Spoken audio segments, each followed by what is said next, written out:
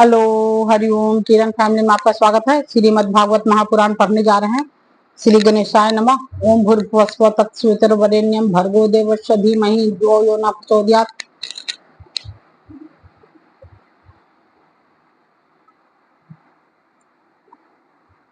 श्री राधा कृष्णाभ्याम नमः। श्रीमद् भागवत महापुराण द्वितीय खंड।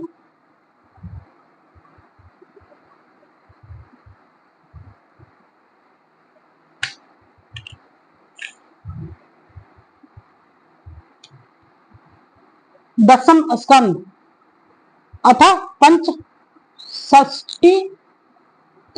अध्याय।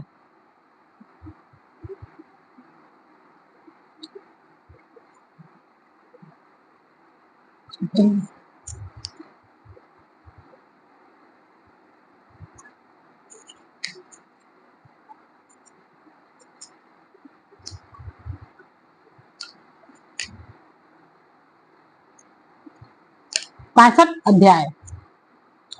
श्री बलराम जी का वज्र गमन।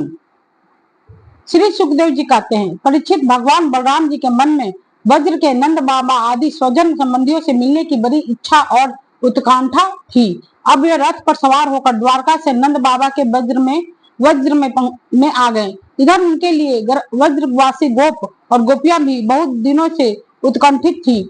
उन्हें अपने बीच में पाकर सबने बड़े प्रेम से गले लगाया। बलराम जी ने माता यशोदा और नंद बाबा को प्रणाम किया। उन लोगों ने भी आशीर्वाद देके उनका अभिनंदन किया, यह कहकर कि बलराम जी, तुम जगदीश्वर हो, अपने छोटे भाई श्री कृष्ण के साथ सर्वदा हमारी रक्षा करते हो। उनको गोद में ले लिया और अपने प्रेम आंसुओं से उन्हें भिगो दिया।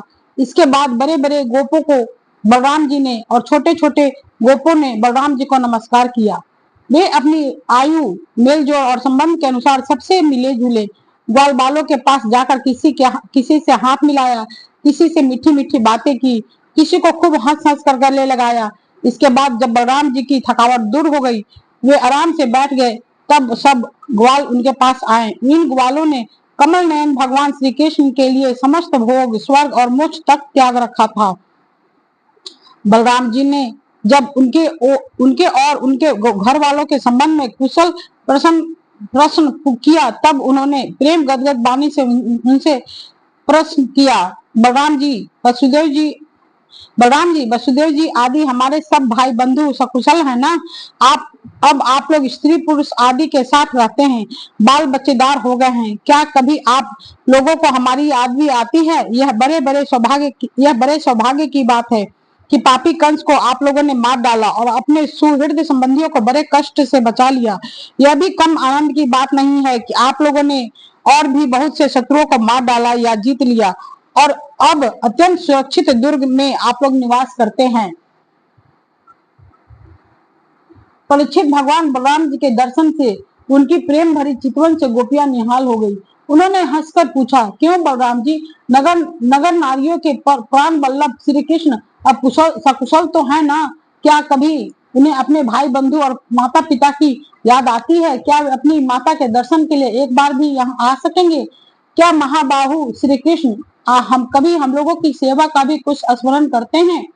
आप जानते हैं कि स्वजन संबंधियों को छोड़ना बहुत कठिन है, फिर भी हमने उनके लिए माँ बाप, भाई बंधु, पति पुत्र और बहन बेटियों को भी छोड़ दिया। परंतु प्रभु, वे बात में हमारे सौहार्द और प्रेम का बंधन काट कर हमसे नाता तोड़कर परदेश चले गए। हम लोगों को बिल्कुल ही छोड़ दिया। हम चाहती तो उन्हें रोक लेती, परंतु जब वे कहते हैं कि हम तुम्हारे ऋणी हैं, तुम्हारे उपकार का बदला कभी नहीं चुका सकते, तब ऐसी कौन सी स्त्री है जो उनकी मीठी मीठी बातों पर विश्वास न कर लेती? एक गोपी ने कहा, बलराम जी, हम तो गांव की ग्वालिनी ठहरी, उनकी बातों में आ गई, परंतु नगर की स्त्रियां तो बड़ी चतुर होती हैं। भला वे चंचल और कृतज्ञ श्री कृष्ण की बातों में क्यों फंसने लगी? उन्हें तो वे नहीं छका पाते होंगे। दूसरी गोपी ने कहा, नहीं सखी, श्री कृष्ण बातें बनाने में तो एक है ही, ऐसी रंग बिरंगी मीठी मीठी बातें करते हैं कि कहना ही क्या है। उनकी सुंदर मुस्कुराहट और प्रेम भरी चितवन से नगर नारियां भी प्रेमावेश में व्याकुल हो जाती होगी और वे अवश्य उनकी बातों में आकर अपने को निछावर कर देती होगी। तीसरी गोपी ने कहा, अरे गोपियों, हम लोगों को उसकी बातों से क्या मतलब है? यदि समय ही काटना है तो दूसरी बात करो। यदि उस निष्ठुर का समय हमारे बिना बीत जाता है तो हमारा भी उसी तरह भले ही दुख से क्यों ना हो कट ही जाएगा। अब गोपियों के भाव नेत्रों के सामने भगवान श्री कृष्ण की हंसी, प्रेम भरी बातें, चारु चितवन, अनूठी चाल और प्रेम आलिंगन आदि मूर्तिवान होकर नाचने लगे। वे उन बातों की मधुर स्मृति में तन्मय होकर रोने लगी।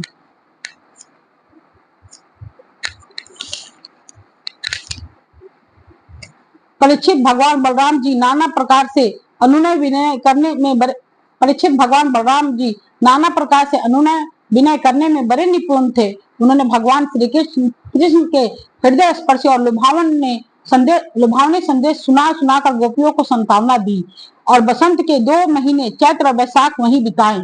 वे रात्रि के समय गोपियों में रहकर उनके प्रेम की अभिवृद्धि करते क्यों न हो। भगवान राम ही जो ठहरे। उस समय कुमुदनी की सुगंध लेकर भीनी भीनी वायु चलती रही। पूर्ण चंद्रमा की चांदनी छिटककर यमुना जी के तटवर्ती उपवन को उज्जवल कर देती और भगवान बलराम गोपियों के साथ वही विहार करते।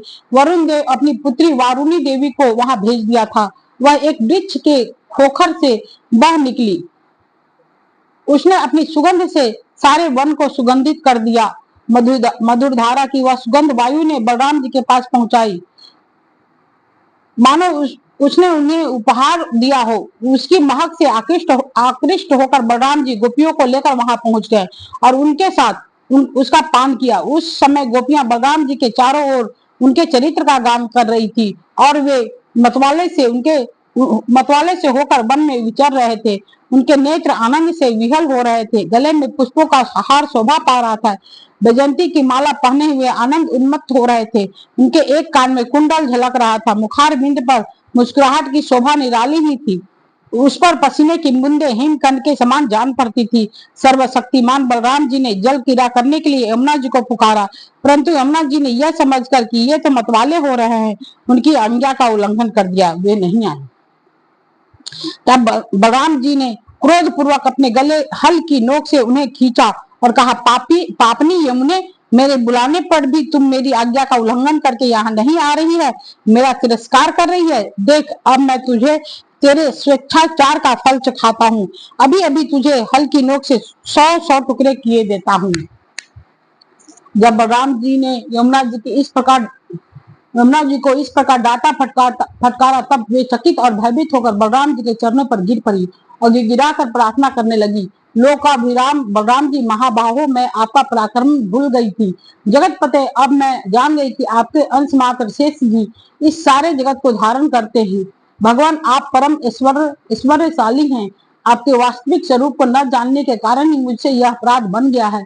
सर्वस्वरूप भक्त वत्सल, मैं आपकी शरण में हूँ। आप मेरी भूल चूक क्षमा कीजिए, मुझे छोड़ दीजिए।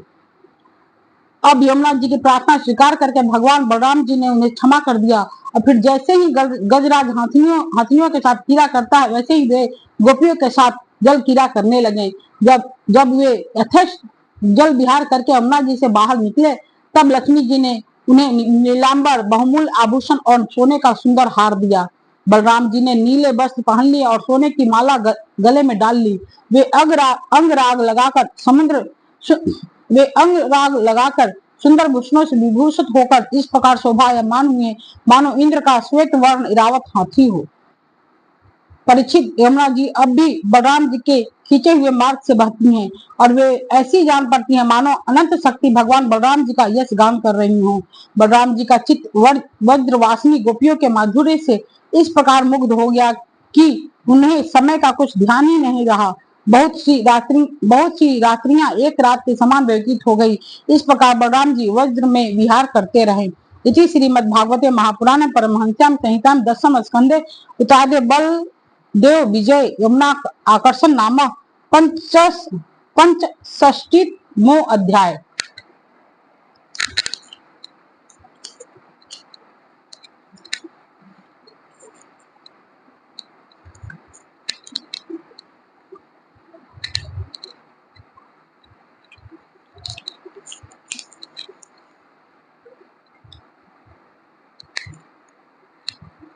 ओम भूर्भुवः स्वः तत्सवितुर्वरेण्यं भर्गो देवस्य धीमहि धियो यो न प्रचोदयात्। ठीक है दोस्त, हरिओम।